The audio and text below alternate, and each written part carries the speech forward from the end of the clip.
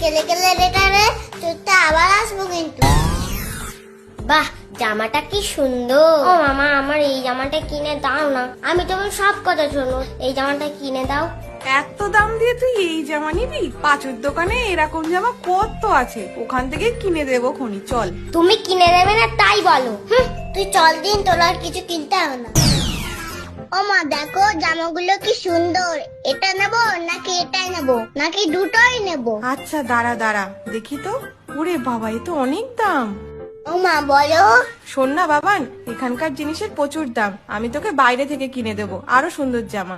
যাব বাবা, তাহলে আসলাম কিসের জন্য? এ আবার কোনো শপিং হলো নাকি? যেটাই বলি সেটাই বলে অনেক দাম। আমরা কি কেনার জন্য এসেছি?